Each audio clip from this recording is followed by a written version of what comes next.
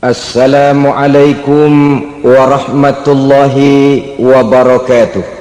Waalaikumsalam warahmatullahi wabarakatuh. Bismillahirrahmanirrahim. Alhamdulillahi rabbil alamin.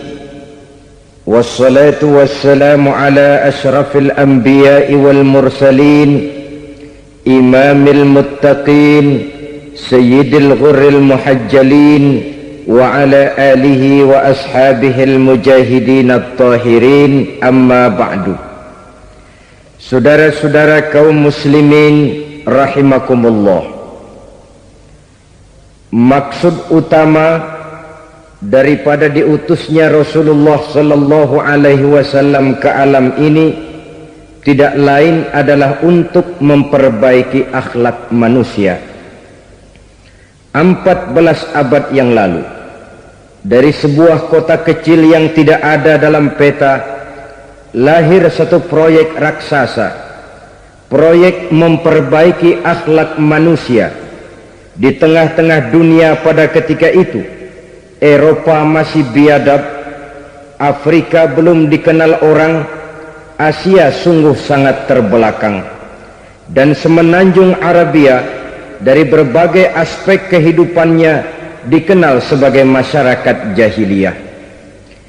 13 tahun pertama dari perjuangan selama periode Mekah, apa yang dilakukan oleh baginda Rasul tidak lain adalah memperbaiki akhlak manusia kepada Allah Subhanahu wa ta'ala dengan menanamkan roh, jiwa, dan semangat tauhid. Kita tahu bahwa masyarakat jahiliyah menyembah batu, menyembah patung, menyembah berhala yang mereka buat sesuai dengan kekayaannya masing-masing. 360 berhala di sekeliling Ka'bah merupakan bukti nyata dari sesembahan mereka. Yang kaya membuat berhala dari emas lalu disembah, yang setengah kaya bikin patung dari perak lalu disembah, yang hampir miskin bikin Tuhan dari kayu lalu disembah, yang miskin benar tepung terigu diadonin lalu dibentuk seperti wujud seseorang kemudian disembah, dan apabila selesai nyembah perutnya terasa lapar, Tuhannya habis dipretelin. Sepanjang sejarah kemanusiaan cuma masyarakat jahiliyah saja yang sampai makan Tuhan. Sesadis-sadisnya bangsa Indonesia belum pernah sampai makan Tuhan. Maka menghadapi manusia seperti ini, yang pertama dilaksanakan oleh Rasul memperbaiki akhlak mereka kepada Allah, menanamkan la ilaha illallah, bahwa tidak ada Tuhan yang perlu disembah selain daripada Allah Subhanahu wa ta'ala. Ini hakikatnya merupakan inti daripada ajaran rasul-rasul terdahulu. Kenapa? Seluruh rasul bersumber dari satu sumber yang sama, yaitu dari Allah Subhanahu wa ta'ala. Maka prinsip ajaran ketuhanan yang mereka bawa tentu saja sama. Nabi Adam mengajarkan la ilaha illallah, Nabi Nuh mengajarkan la ilaha illallah, cuma tentu sambungannya Nuh Rasulullah. Nabi Ibrahim mengajarkan la ilaha illallah, Ibrahim Rasulullah. Nabi Musa mengajarkan la ilaha illallah, Musa Rasulullah. Bahkan Nabi Isa mengajarkan la ilaha illallah, Isa Rasulullah. Dan Nabi Muhammad mengajarkan la ilaha illallah, Muhammadur Rasulullah. Akhlak manusia kepada Allah dengan menanamkan tauhid. Jadi kalau ingin berakhlak yang benar kepada Allah, jaga tauhid, pegang teguh akidah. Saudara-saudara kaum muslimin rahimakumullah, lawan daripada tauhid adalah kufur. Kufur bisa dua, bisa kufur iman, bisa kufur nikmat. Kufur itu sifatnya, kafir itu orangnya. Ada orang kufur iman, dan ini merusak akhlak kepada Allah Subhanahu wa ta'ala. Kufur iman itu kadang-kadang bentuknya syirik, orangnya disebut musyrik. Kufur iman itu kadang-kadang bentuknya nifak, orangnya disebut munafik. Kufur iman itu kadang-kadang bentuknya riddah, orangnya disebut murtad. Ini merupakan jenis daripada kufur-kufur iman dan tergelincirnya manusia daripada akhlak kepada Allah Subhanahu wa ta'ala. Benar, di zaman sekarang kita tidak menyembah berhala. Memang di zaman sekarang kita tidak menyembah patung. Iya, kita tidak berkeyakinan Tuhan lebih dari satu. Tapi kadang-kadang akhlak kita kepada Allah sering lentur dan luntur, sering bergoyang dan tergoncang, sering kena erosi dan polusi. Bahwa kita tidak menyembah Latta, Uzza, Manat dan Hubal seperti masyarakat jahiliyah dahulu, memang. Tapi Latta zaman sekarang, Uzza zaman sekarang, Manat dan Hubal di zaman sekarang, berhala-berhala di abad kita sekarang ini kadang-kadang bernama harta, kadang-kadang bernama wanita, kadang-kadang bernama tahta, mungkin juga bernama Toyota. Sesuatu yang lebih kita agungkan daripada Allah, menjelmalah dia menjadi berhala-berhala di zaman kita sekarang ini. Manakala kita di kantor sudah lebih takut kepada kepala bagian kita daripada kepada Allah, maka Tuhan kita barangkali adalah kepala bagian kita. Manakala kita sudah lebih takut kepada manusia daripada kepada Allah, bergeserlah akhlak kita kepada Allah, mengagungkan manusia dan menomorduakan Allah. Maka di zaman sekarang akhlak kita kepada Allah sering kena erosi, sering kena polusi. Mungkin karena sulitnya lapangan kerja, tingginya tensi ekonomi, persaingan hidup yang makin tajam, sulitnya mencari lapangan kerja, orang kadang-kadang nekat, sedikit pertimbangan picik, pandangan, mudah melakukan potong kompas, sehingga terjadilah perbuatan-perbuatan yang memelencengkan akhlak kita kepada Allah Subhanahu wa ta'ala. Kadang-kadang terjebak mempercayai selain daripada Allah, kadang-kadang terjebak di dalam mengagungkan yang selain daripada Allah lebih dari yang seharusnya. Terkenalah akhlak kita kepada Allah jaringan-jaringan erosi dan polusi. Kufur sebagai lawanan daripada tauhid merupakan sifat daripada orang yang tidak berakhlak kepada Allah. Bentuknya pertama bisa syirik. Syirik itu artinya meyakini ada Tuhan lain selain daripada Allah. Itu yang namanya syirik. Jadi percaya Tuhan ada, cuman Tuhannya kelebihan. Itu yang disebut syirik, dan itu merupakan cerminan dari akhlak yang rusak kepada Allah Subhanahu wa ta'ala. Berkeyakinan Tuhan lebih dari satu, berkeyakinan bahwa Tuhan itu beranak atau diperanakkan, atau mengagungkan sesuatu sama dengan Allah, atau menjadikan yang selain Allah sebagai tujuan akhir daripada perjalanan kehidupan ini, maka itu sudah terjebak kita dalam musyrik. Dan syirik satu dosa yang tidak berampun. Bahasa kasarnya, yang namanya syirik itu jenis bapak moyangnya dosa. Saudara-saudara, sebab itu saya pesan, kalau memang terpaksa, biasanya yang tinggal di kota-kota besar itu kalau tidak kepengen dosa kan susah. Kalau terpaksa harus bikin dosa, cari yang kecil-kecil saja, yang kira-kira taubatnya gampang. Umpamanya pulang sholat Jumat nukar sendal, umpama yaitu jelas dosa. Tapi dosa yang taubatnya agak mudah, jangan sampai terjebak ke dalam syirik. menyekutukan Allah. Kalau sudah menyekutukan Allah, Allah dimadu, murka benar Allah kepada kita. Innallaha la yaghfiru ayyushraka bih wa yaghfiru ma duna dzalika liman yasha. Allah tidak akan memberi ampun kepada orang yang menyekutukannya dengan sesuatu, tapi Allah mau mengampunkan dosa yang selain itu bagi orang yang dikehendakinya.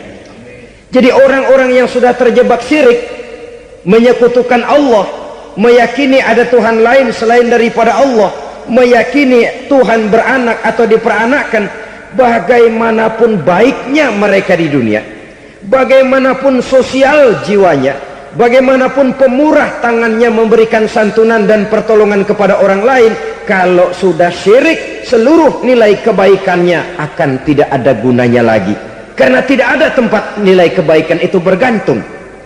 Sedangkan kita berbuat baik agar diterima oleh Allah. Kalau Allahnya marah kepada kita, siapa yang akan menerima nilai kebaikan itu sendiri? Ini bentuk yang pertama. Yang nyata-nyata menyembah berhala, syirik. Yang nyata-nyata beriktikad Tuhan lebih dari satu, syirik. Atau yang tersamar. Yang tersamar itu yang sering jadi penyakit kita. Saya sejak ada perkutut ini di rumah, perkutut. Saudara-saudara, yang merusak akhlak kepada Allah, yang merusak tauhid setelah syirik, bisa juga berbentuk nifak. Nifak itu sifatnya, orang yang punya sifat nifak disebut munafik. Asal katanya dari nafakun. Nafakun itu satu lubang yang punya dua muka, seperti goa, ada tempat masuk, ada tempat keluar. Maka munafik orang yang punya dua muka. Kalau bahasa kita, pandai bermain minyak di atas air, manis jika berhadapan, balik belakang lain bicara. Sehingga apa yang dinamakan nifak, kata Imam Ali Al-Jurjani dalam kitab ta'rifatnya, izharul imanu bil lisan wa kitmanul kufri bil qalbi.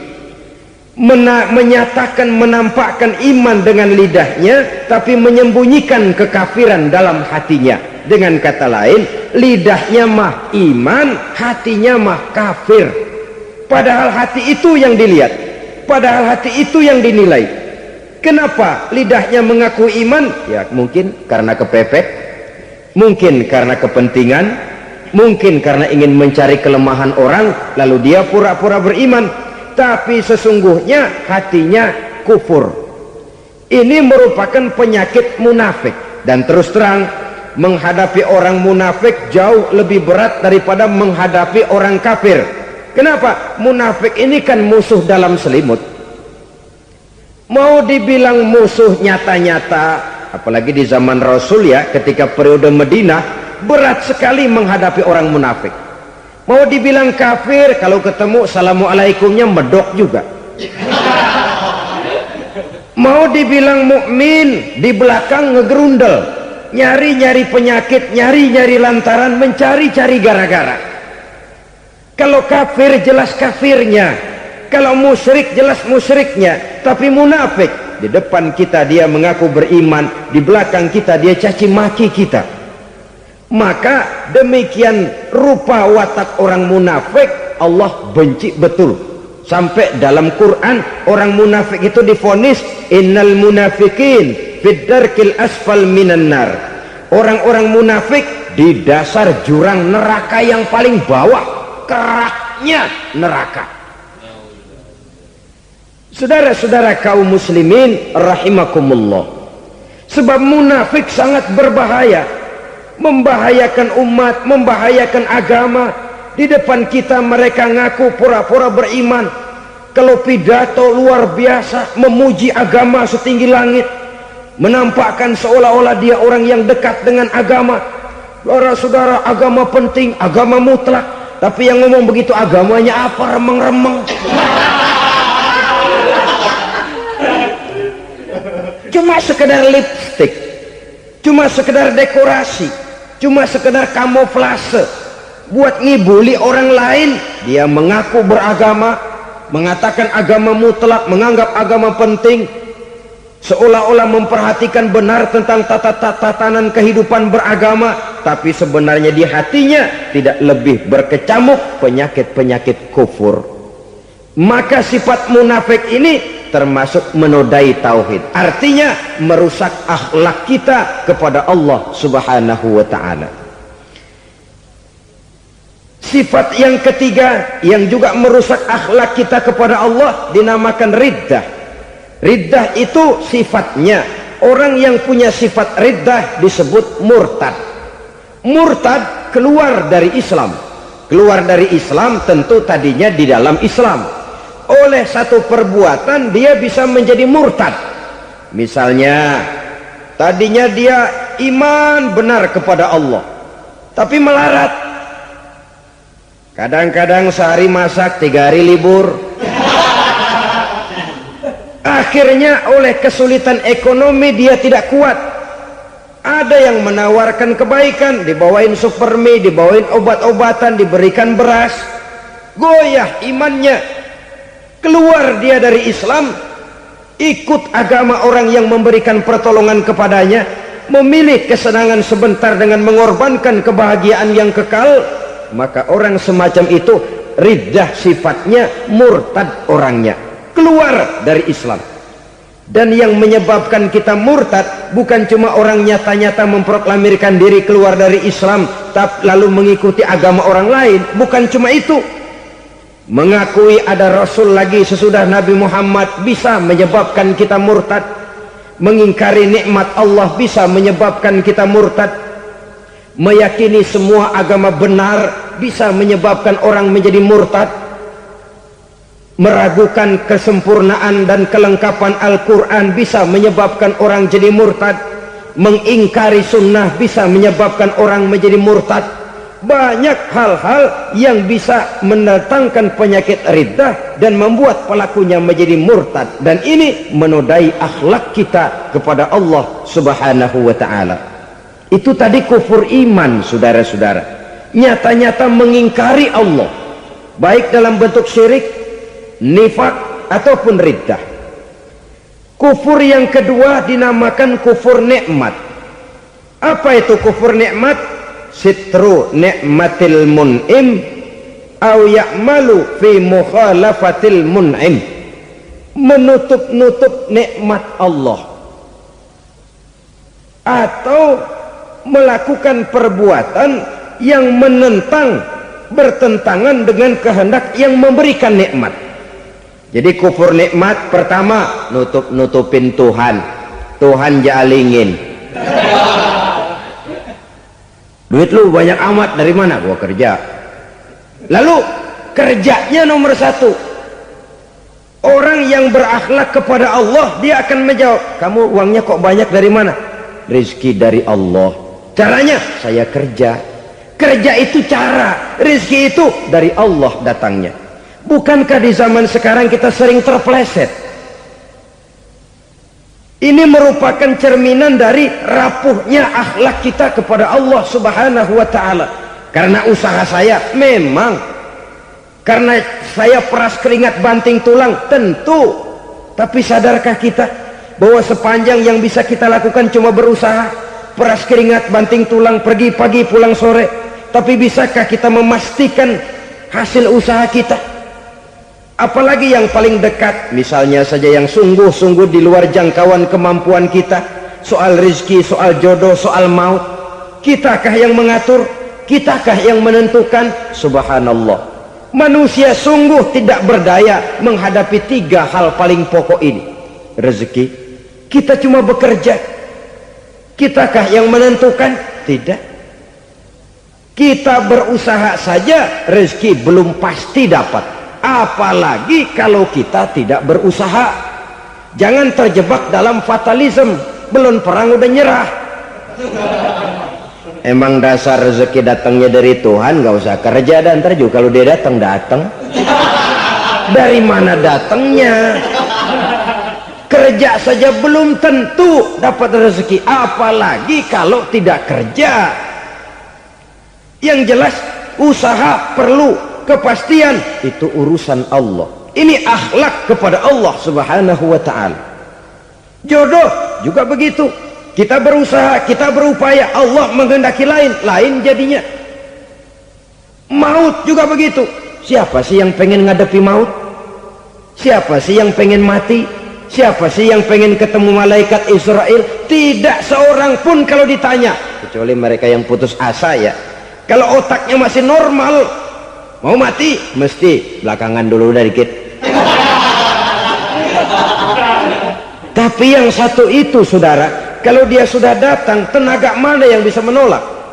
Kalau dia sudah berkunjung, kekuatan mana yang bisa menghindar? Kalau dia sudah ingin bertemu, kemana kita bisa melarikan diri? Manusia sepanjang yang dia lakukan hanya berusaha, tapi kepastian, ketentuan dari Allah subhanahu wa ta'ala. Orang yang kufur nikmat, nutup-nutupin Allah. Dia merasa rezekinya adalah mutlak peras keringatnya, seolah-olah Allah nggak punya peranan apa-apa di situ. Oh, ini kan saya bisa rumah begini karena saya kerja keras. Oh, ini mobil saya begini saya kerja keras. Peras keringat banting tulang keras.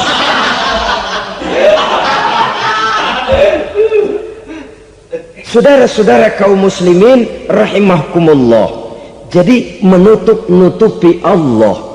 Akibatnya nanti kalau dia berhasil, Allah ketutupan. Kalau dia gagal, orang lain dicaci maki, dicari kambing hitam. Kambing hitam kan mahal, karena orang sering cari-cari kambing hitam. Jarang orang mau jujur kalau bertemu kesulitan lalu mencari sebab pada dirinya sendiri. Yang paling enak ya nyalain orang. Lo begitu. Orang lain yang paling enak kita salahin. Au ya'malu fi mukhalafatil mun'im, atau dia melakukan sesuatu yang tidak sesuai dengan kehendak yang memberikannya nikmat.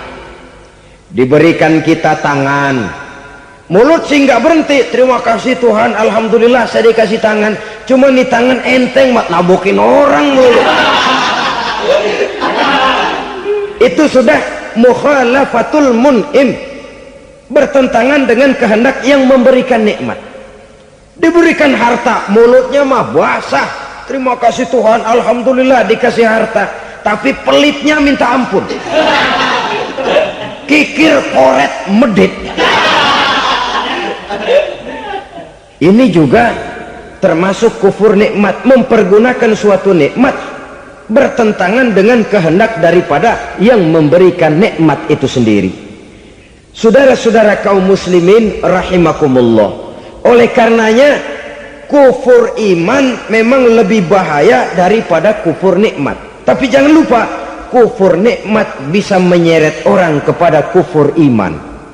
Nah kalau Allah udah dialingin, Tuhan sudah dinomor duain, lama-lama kenapa dia tidak mendewakan dirinya sendiri, mendewakan pangkatnya, mendewa-dewakan otaknya, mendewa-dewakan kemampuannya?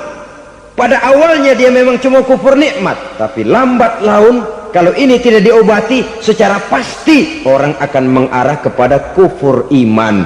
Bisa berbentuk syirik, bisa berbentuk nifak, bisa berbentuk riddah.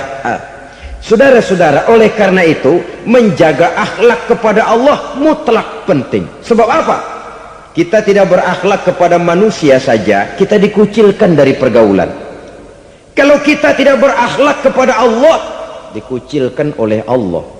Hadis qudsi menyatakan, man lam yashkur ala na'ma'i wa lam yasbir ala bala'i falyakhruj min tahtis sama'i falyatlub rabban siwaya.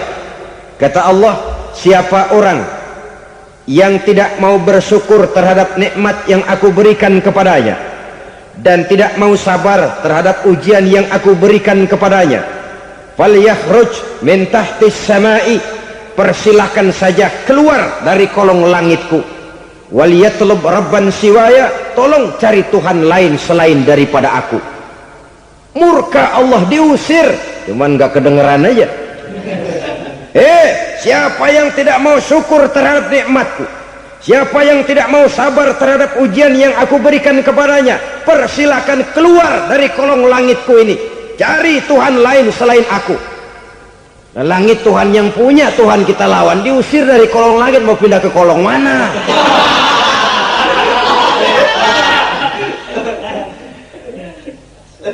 Jadi jangan merasa kufur nikmat kan enteng. Iya, kelihatannya begitu, tidak sebahaya kufur iman. Tapi kufur nikmat ini merupakan anak tangga yang kalau kita sudah mulai naik, kita akan naik terus sampai kepada tingkat di mana kita mengalami kufur iman.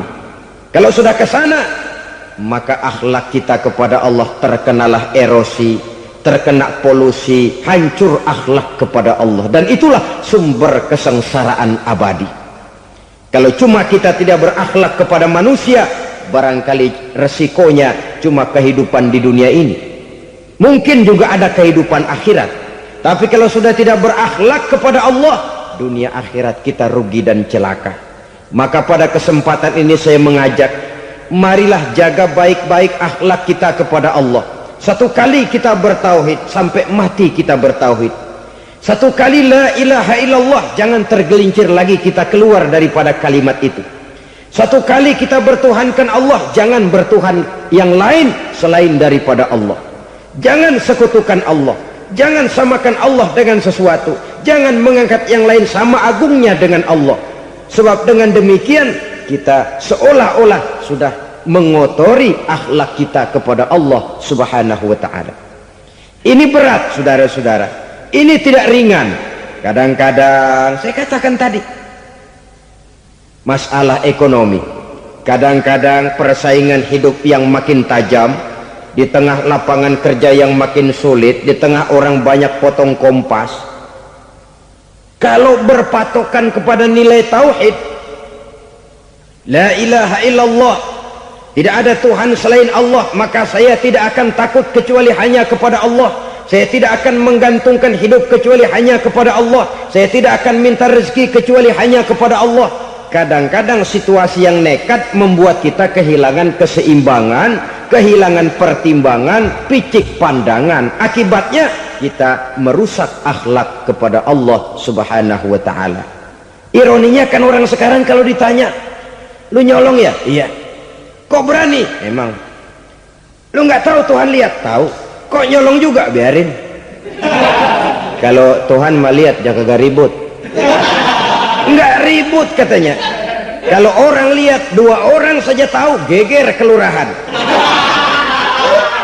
Ini kan sudah mendustai dirinya sendiri, sudah merusak akhlaknya kepada Allah subhanahu wa ta'ala.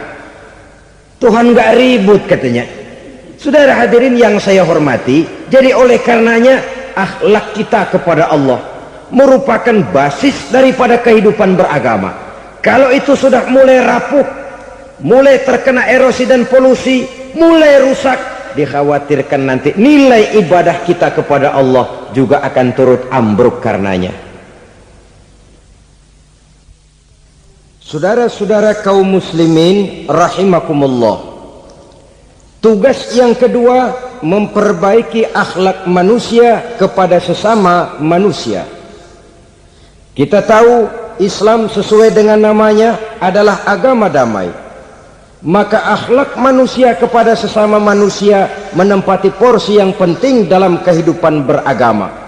Bagaimana seorang muslim bergaul, bertata krama terhadap sesama manusia. Mari kita lihat lebih jauh persoalannya. Untuk memudahkan pembicaraan dari kacamata agama, kita kelompokkan saja manusia itu dalam 2. Pertama yang seiman, dan yang kedua yang tidak seiman. Yang tidak seiman itu kita sebut saja kufur atau kafir. Nah, kepada yang kafir pun kita diajarkan untuk berakhlak, apalagi kepada yang memang nyata-nyata seiman, sekeyakinan, seakidah. Kemanapun Islam datang, ke negara manapun ia masuk, ia tidak menaburkan kerusakan. Jadi tidak benar kalau orang pernah itu menggambarkan, saking sentimennya seorang orientalis pernah menggambarkan Nabi Muhammad di tangan kirinya Quran, di tangan kanannya pedang, menggambarkan seolah-olah Islam dikembangkan dengan kekerasan. Sebenarnya tidak sama sekali. Kalaupun dalam sejarah perkembangan Islam pernah terjadi perang, maka perang dalam Islam sesungguhnya apabila kita amati sejarahnya bukan untuk memaksakan agama, karena memang agama tidak bisa dipaksakan, tetapi justru untuk mempertahankan agama dari segala macam hambatan, rintangan, hinaan dan fitnahan. Tapi kemanapun yang jelas Islam masuk, dia tidak pernah membuat kekacauan, kerusuhan ataupun penghancuran. Candi Prambanan bahkan dipugar, gereja-gereja tidak ada yang dihancurkan oleh umat Islam. Kenapa? Islam agama damai. Soal agama, soal lakum dinukum waliyadin, la ikraha fid din, qad tabayyana ar-rusdu minal ghayy. Tidak ada paksaan dalam beragama, sebab nyata yang benar dengan yang tidak benar. Belum pernah ada orang kafir masuk ke perkampungan orang Islam lalu dikejar-kejar, diteriakin kafir, kafir, sunatin.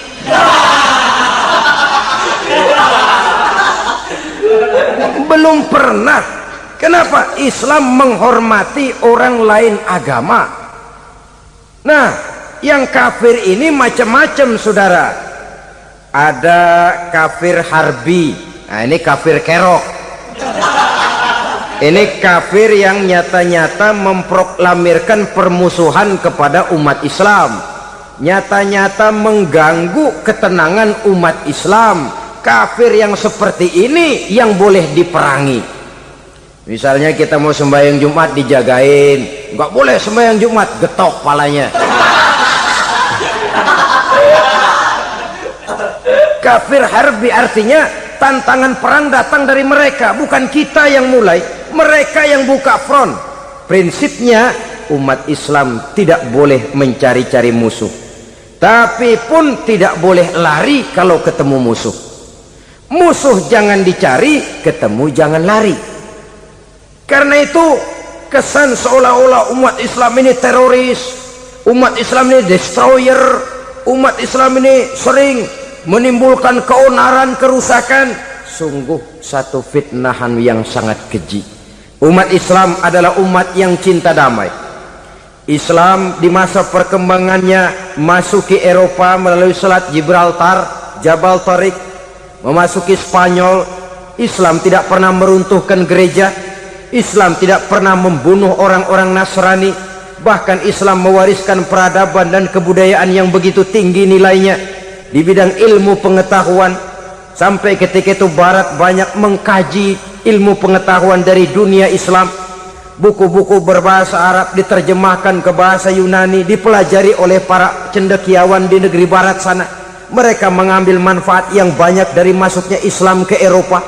Sementara gereja tetap berdiri dengan megahnya, kuil-kuil tempat peribadatan tidak satupun yang diusik-usik. Kenapa? Islam agama yang cinta damai. Asal dia tidak diganggu, asal kehormatannya tidak dihinakan.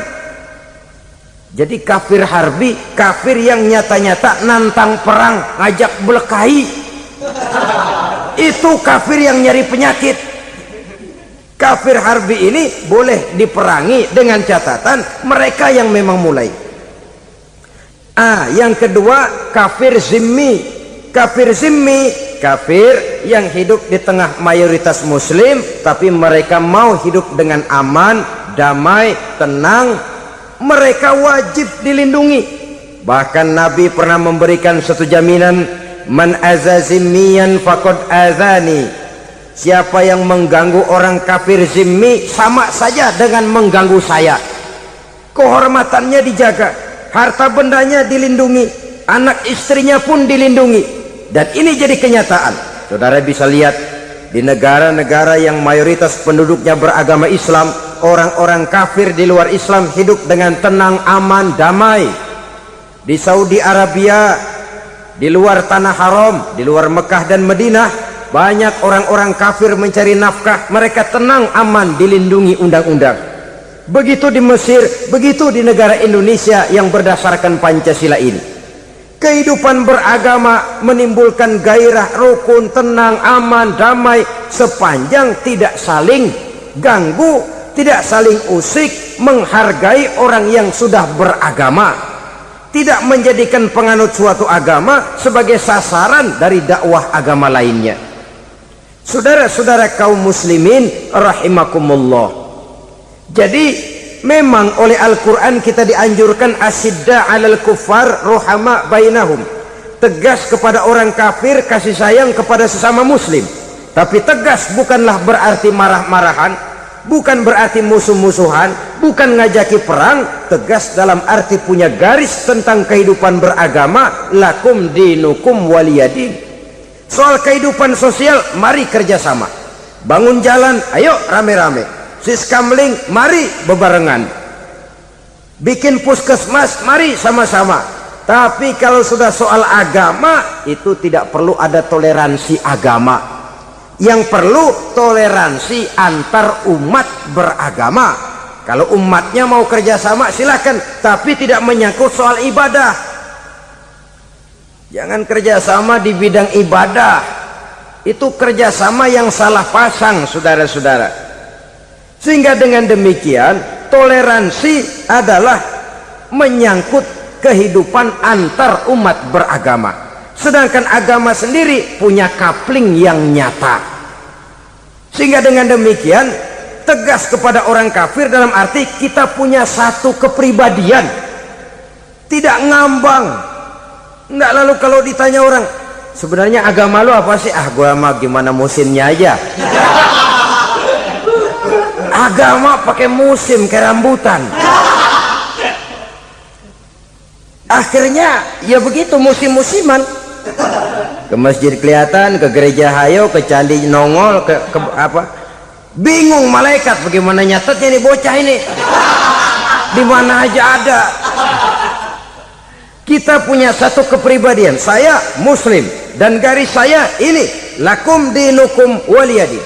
Bagi Tuhan persilakan agama Tuhan, bagi kami agama kami. Kami hormati Tuhan, Tuhan hormat kepada kami. Tapi soal agama, couplingnya jelas. Kerjasama, mari urusan muamalah, bidang sosial. Yuk kita siskamling sama-sama dengan orang lain agama. Mari jaga kerukunan, kesatuan, persatuan, kekompakan. Perbaiki jalan yang rusak, mari sama-sama. Mendandani jembatan yang runtuh, mari sama-sama. Tapi sembahyang, couplingnya lain-lain. Sebab Nabi juga dulu pernah ditawarkan begitu loh sama kafir jahiliyah dulu, Quraisy itu. Sudah Muhammad, sekarang begini saja, kita join aja daripada marah-marahan. Hari ini saya oke, menyembah Tuhanmu Allah. Besok gantian kamu menyembah Tuhan kita, Latta, Uzza, Manat dan Hubal. Turun, qul ya ayyuhal kafirun la a'budu ma ta'budun. Soal ibadah couplingnya jelas, tidak boleh dicampur adukkan. Sebab kalau tidak, kita akan mulai kehilangan identitas diri. Dan disitulah krisis kehidupan keyakinan beragama dimulai. Dari krisis identitas. Hujan gede kan mulainya gerimis dulu. Di mana-mana ya gerimis dulu. Gerimis makin lama makin gede. Kita akan mulai dengan kehilangan identitas diri.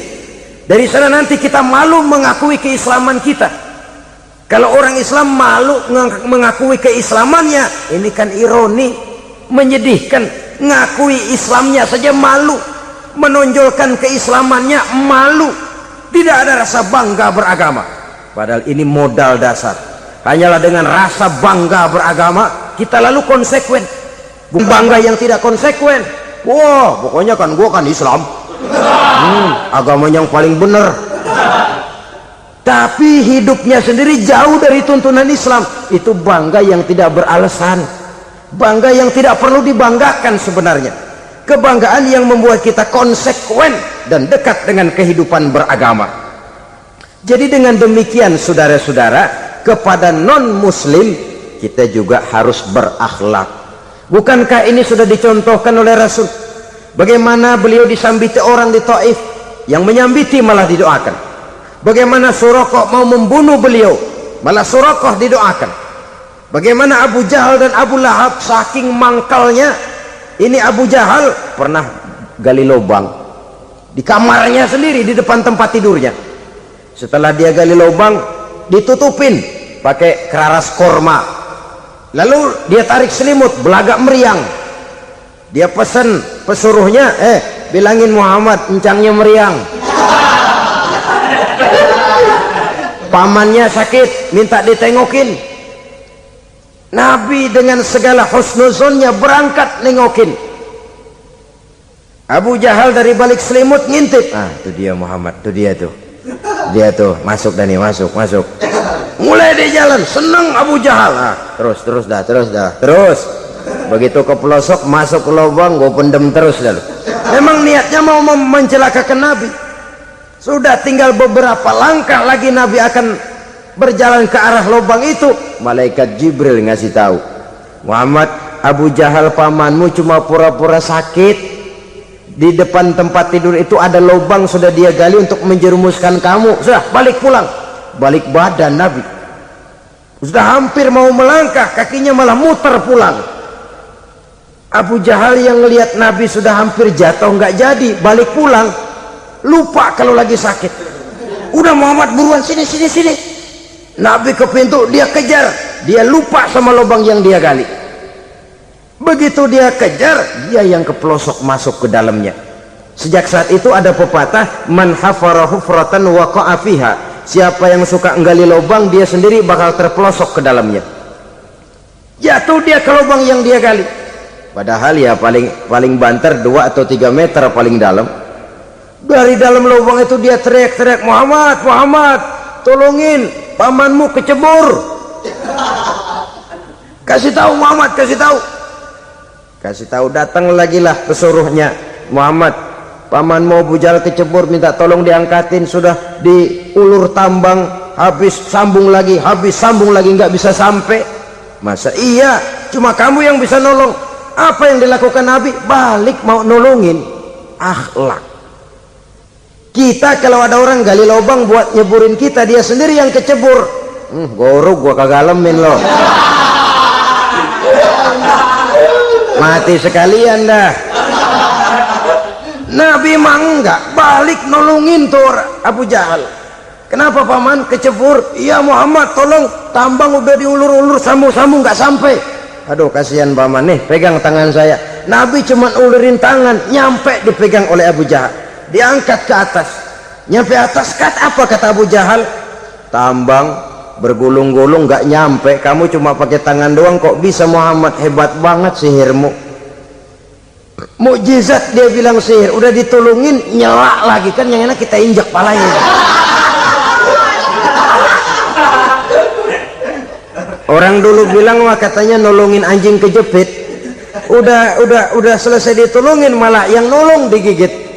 Saudara hadirin yang saya hormati, kepada orang-orang kafir kita harus berakhlak, menghormati mereka, tidak memaksakan satu keyakinan dalam batas-batas yang ditolerir oleh agama, yaitu pada masalah-masalah sosial dan muamalah. Itu kepada non-muslim, apalagi kepada sesama muslim. Baik akhlak kepada orang tua, akhlak kepada guru, akhlak kepada jiran atau tetangga, itu semua termasuk dalam akhlak kepada sesama manusia. Akhlak kita kepada orang tua, kadang-kadang kita orang timur ini ketularan orang barat. Engkongnya dianggap CS, salaman main kedet aja halokong, engkongnya berhalo di bengong. Saudara-saudara kaum muslimin rahimakumullah, akhlak yang tua kepada yang muda, akhlak yang muda kepada yang tua, kepada jiran dan tetangga, kepada sanak famili dan handai tolan, pendeknya kepada sesama muslim. Tetangga ada haknya, ada hak tetangga yang kalau kita berakhlak itu harus dipenuhi. Contoh kecil, kalau saya beli radio, itu saya dong boleh berpikir, ini radio saya beli pakai uang saya setel di rumah saya, sekeras-kerasnya ada apa sama orang lain? Radio gua, yang beli gua pakai duit gua, gue setel di rumah gue, ada urusan apa sama orang lain? Itu kalau menurut saya. Tapi tetangga sebelah saya kan bisa juga ngomong begitu. Mata gue yang ngantuk, gue tidur di rumah gue, kenapa suara radio lu masuk kemari?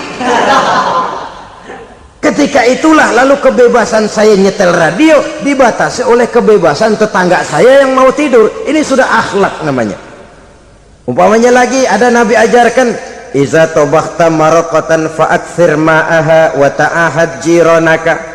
Kalau kamu masak sayur, banyakin kuahnya, bagiin tetangga kamu. Bukan bagiannya itu yang jadi soal, tapi akhlak kepada tetangga.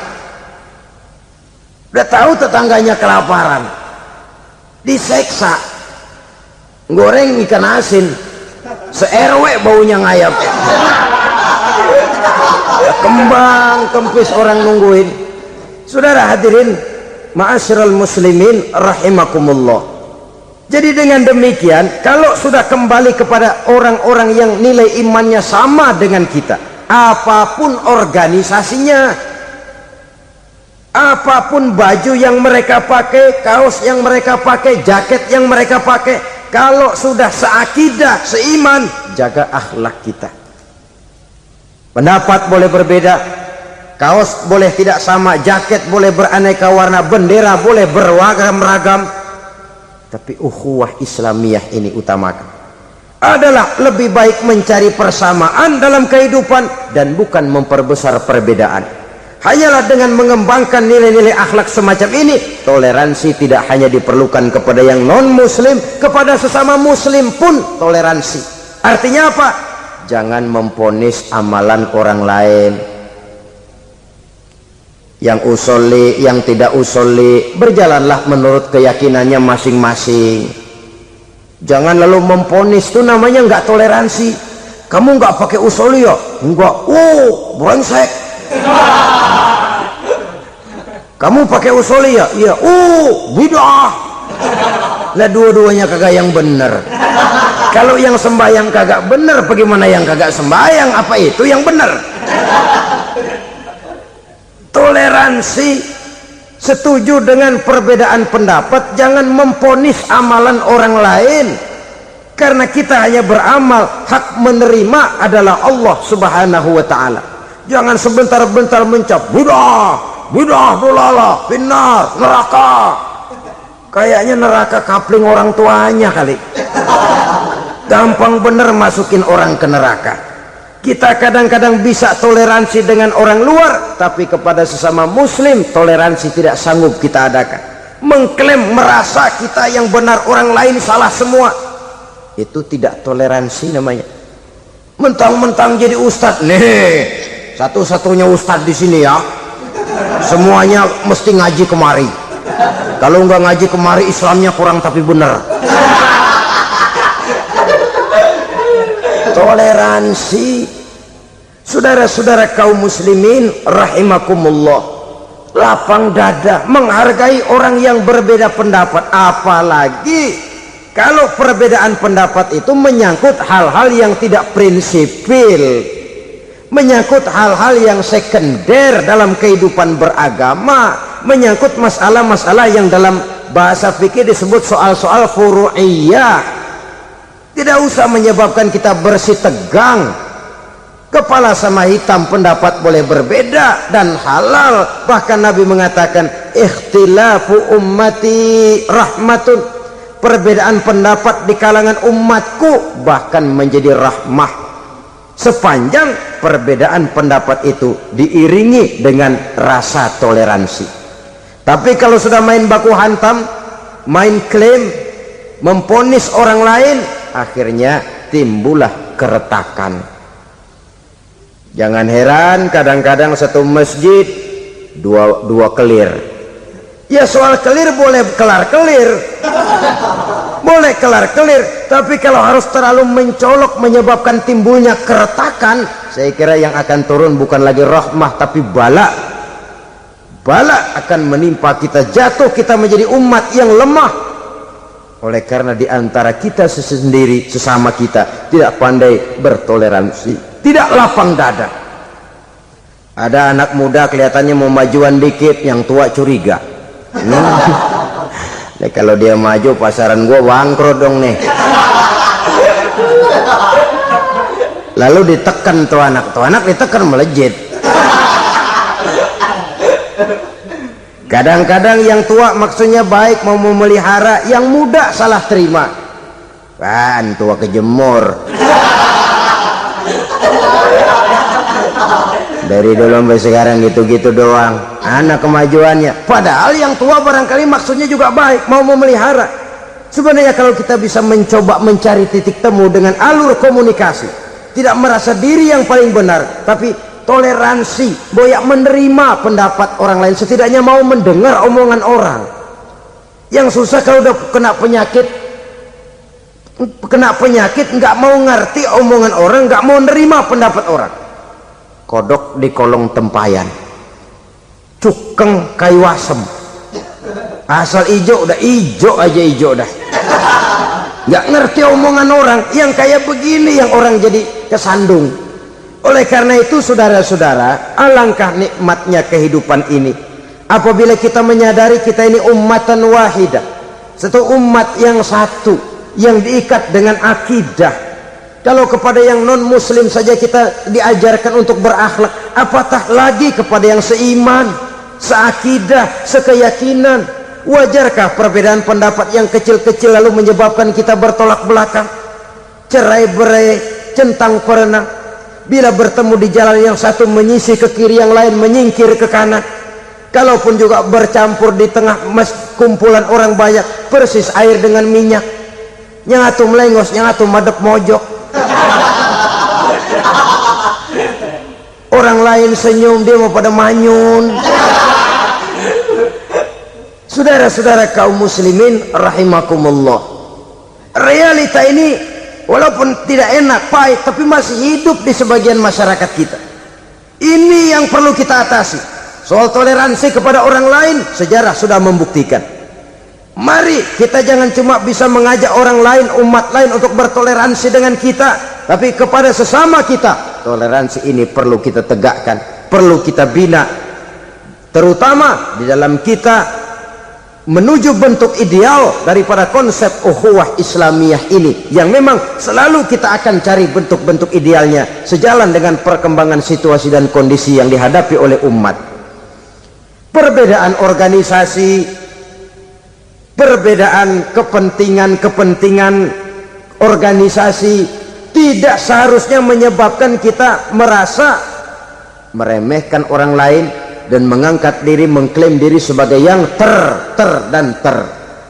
Jadi dengan demikian, apabila yang pertama tadi akhlak kepada Allah dinamakan hablum minallah, maka yang kedua ini merupakan hablum minan nas. Jikalau baik akhlak kita kepada Allah, baik akhlak kita kepada manusia, nikmat rasanya menjalani kehidupan. Kadang-kadang orang akhlaknya kepada manusia baik, tapi kepada Allah tidak baik.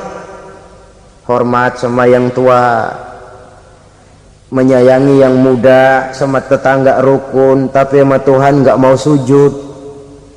Ini baik kepada manusia, tapi tidak berakhlak kepada Allah.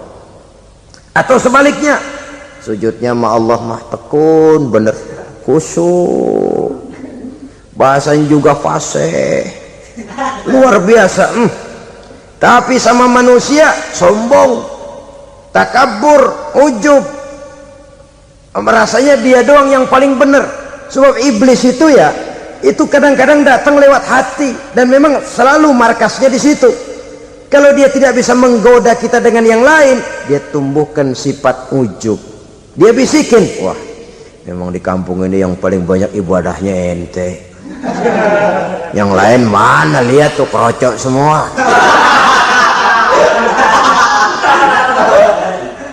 Lalu di hati orang itu tertanam sifat iya ya. Nah tatkala iya ya, dia sudah terkena serangan iblis. Akhirnya apa? Orang lain diremehin. Asalnya nggak mau sembahyang aja diajak salaman udah najis aja dah. Ketemu juga mukanya ditekuk 4. Akhirnya bukan ngajak malah ngenyek, ngina. Lah orang dihina makin jauh, makin tidak tersentuh. Bukan cara itu yang diajarkan oleh Rasul. Bahwa orang tidak mau sholat, tugas kita mengajak. Soal dia tidak sholat, ya itu dosa dia kepada Allah. Saudara-saudara kaum muslimin, ujub disuntikkan oleh iblis ke dalam hati kita. Sujudnya kepada Allah benar, tapi akhlaknya kepada sesama manusia merasa paling benar sendirian, merasa orang lain salah semua. Pokoknya kalau di luar lingkungannya udah kagak bener aja udah bahaya. Saudara-saudara, ini juga penyakit yang disuntikan oleh iblis. Sebab iblis itu tipu dayanya luar biasa, strateginya lihai. Makin tinggi kualitas iman, ya makin berat upaya iblis untuk menjerumuskan kita. Karenanya saya mengajak, marilah kita bertoleransi, baik kepada non muslim, lebih-lebih lagi kepada sesama muslim yang kebetulan berbeda baju, berbeda kaos, berbeda organisasi, lain bendera yang dibawanya. Tapi toleransi mari kita canangkan. Kita terikat oleh ukhuwah Islamiyah. 2. Yang ketiga, akhlak manusia kepada makhluk Allah lainnya di luar manusia. Islam adalah rahmatan lil alamin. Kalau kita tidak berakhlak, contoh saja ya, kita ini diberikan satu negara yang subur makmur, untayan jamrut katulistiwa, demikian suburnya gemah ripaloh jenawi toto tentrem kertora harjo.